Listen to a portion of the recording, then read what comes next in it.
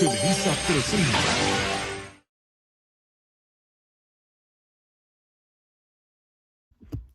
Charge interactions. Around the year 624 BC, the Greek philosopher Thales of Miletus discovered that a yellow petrified tree resin called electron, what we now know as amber, attracted dust and leaves when rubbed with a cloth.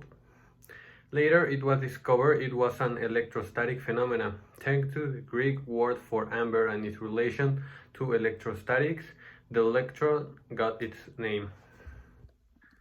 Modern atomic theory points out that there are materials with an extra number of electrons, while others have a lack of electrons. These particles are named valence electrons and are the ones at the outermost shell or last energy level of an atom. They vary according to the type of material.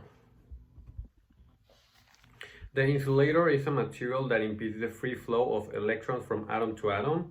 A semiconductor is a material that transfers charges occasionally.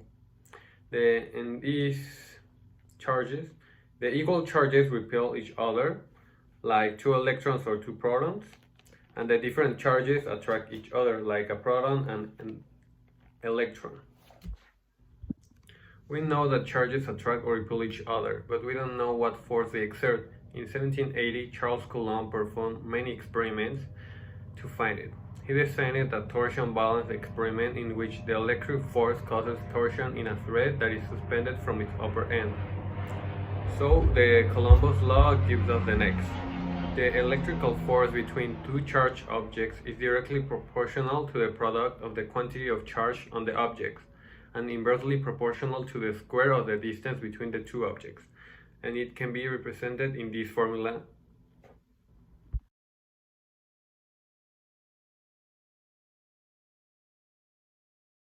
Here we have the constant of proportionality, which is represented by K.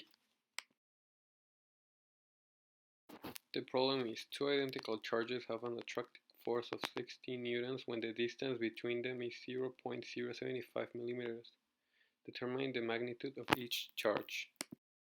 The solution. We have to find Q, so we clear the formula to do it.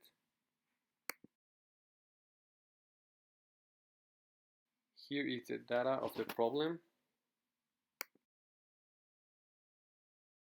The substitution of the formula with the data. Now here we have the result of the problem.